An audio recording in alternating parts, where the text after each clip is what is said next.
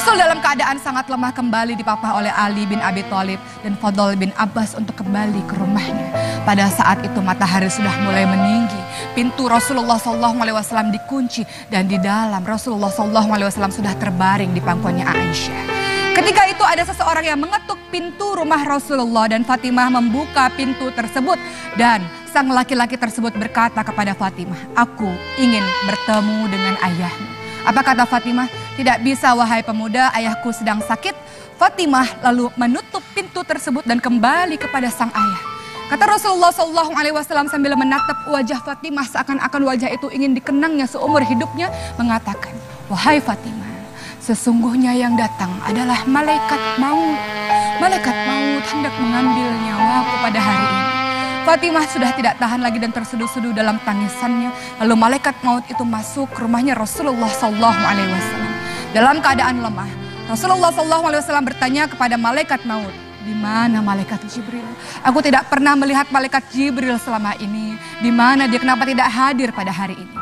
Malaikat Jibril pada akhirnya pun datang menemui Rasulullah SAW dan dalam keadaan yang berbaring dan lemah Rasul berkata pada malaikat Jibril, "Wahai malaikat Jibril, tolong beritahu kepadaku apa hakku, apa yang akan aku dapatkan." Apa yang dikatakan oleh malaikat Jibril? "Wahai kekasih Allah, ketahuilah bahwa seluruh malaikat telah menunggumu di pintu-pintu langit, wahai Rasul. Ketahuilah bahwa surga, pintu-pintu surga telah dibukakan untukmu, wahai Rasul."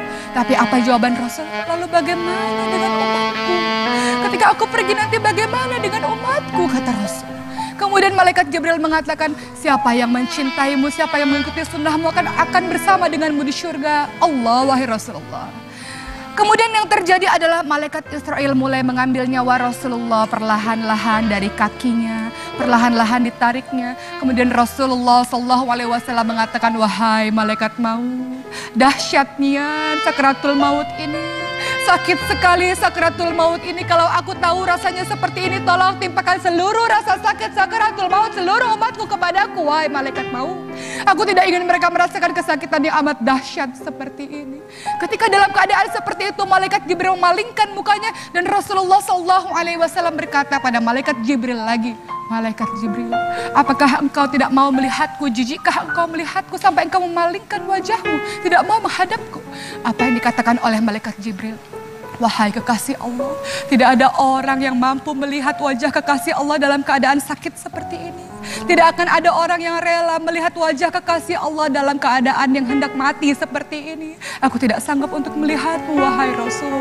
Maka Rasul dengan keadaan yang sangat lemah, yang sangat letih, mulai memanggil Ali bin Abi Thalib dan berbisik-bisik kepada Ali bin Abi Thalib, "Ali bin Abi Thalib, tolong sampaikan kepada seluruh umatku, peliharalah sholat dan peliharalah orang-orang miskin."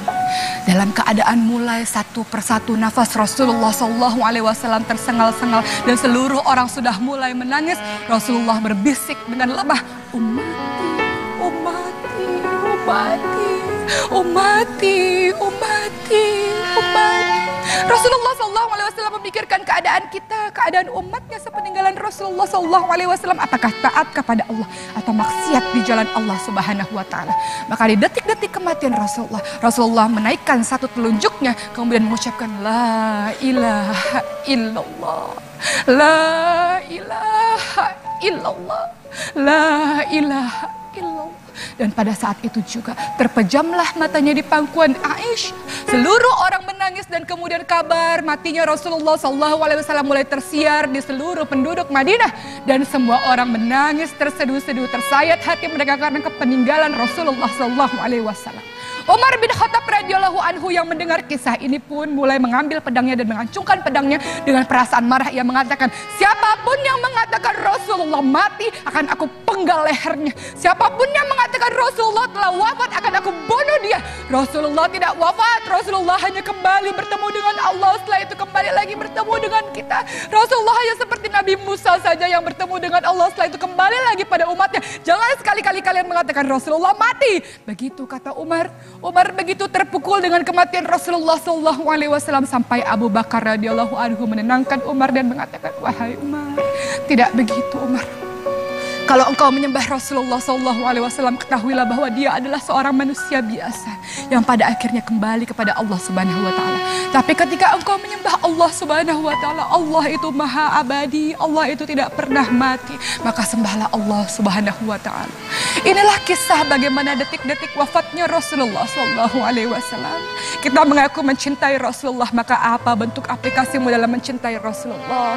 Perkataanmu, salawatmu, dan tindak tandukmu untuk mengikuti sunnah Rasulullah adalah bukti cinta kepada Rasulullah. Kita mengaku rindu pada Rasul. Tentu pada satu hari kita ingin berkumpul pada Rasul di syurganya Allah.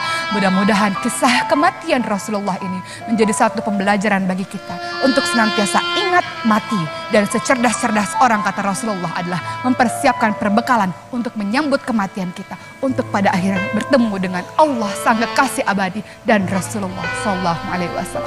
Mudah-mudahan bermanfaat. Terima kasih. Wassalamualaikum warahmatullahi wabarakatuh.